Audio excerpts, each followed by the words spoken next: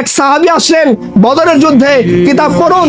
সাহাবী এসে বলেন, ইয়া রাসূলুল্লাহ, কোন মৃত্যুতে আল্লাহ হাসেন, যে মৃত্যু দেখলে আমার রব হাসবেন, এরকম একটা মৃত্যুর কথা আমাকে বলেন। রাসূলুল্লাহ সাল্লাল্লাহু আলাইহি ওয়াসাল্লাম বলেন, শোনো, তুমি যদি বর্ম খুলে শত্রু বাহিনীর ভিতরে ঝাঁপিয়ে পড়ো, লড়াই করতে করতে আল্লাহর দ্বীনের জন্য শহীদ হয়ে যাও, এই মৃত্যু দেখলে আল্লাহ হাসবেন। সাহাবায়ে কেরাম, ওই সাহাবী এই বর্ণনা শুনে বলছে, ইয়া রাসূলুল্লাহ, বর্ম খুলে ফেললাম, ঝাঁপিয়ে পড়লাম, উনি মারা যাচ্ছেন। আল্লাহ রাসূল বলেন, দেখো ওই লোকটা জান্নাতে চলে যাচ্ছে।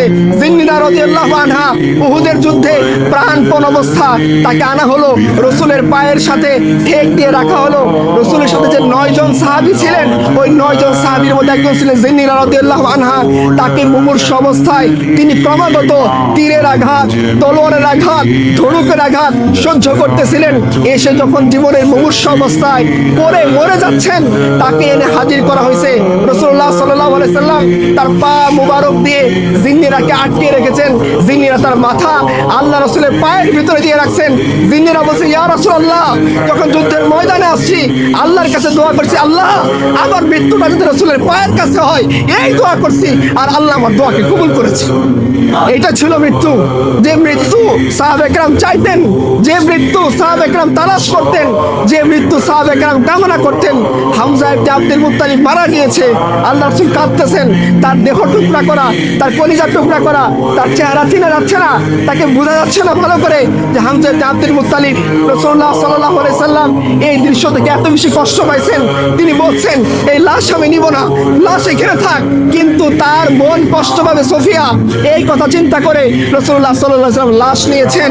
রাসূলুল্লাহ সাল্লাল্লাহু আলাইহি সাল্লাম যখন ডুকরে কাঁদছিলেন, আল্লাহ তাআলা জিবরিল আমিনকে পাঠিয়েছেন, যাও আমার বন্ধুকে, আমার হাবিবকে বলো, আমি আসমানে লিখে দিছি হামজা আল্লাহর সিংহ, আল্লাহ রাসূলের সিংহ।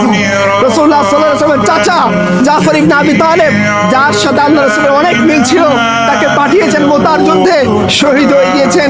কুফাররা তার হাতে পতাকা, ডান হাত কেটে দিয়েছে, বাম হাতে পতাকা ধরছেন, বাম হাত কেটে দিয়েছে, দুই বাহু দিয়ে পতাকা ধরছেন, বাহু কেটে বেঁচে পড়ে গেছেন রক্তক্ষরণ হইতে হইতে। এই সাহাবী আল্লাহর কাছ থেকে আল্লাহর কাছে চলে গিয়েছেন দুনিয়া থেকে।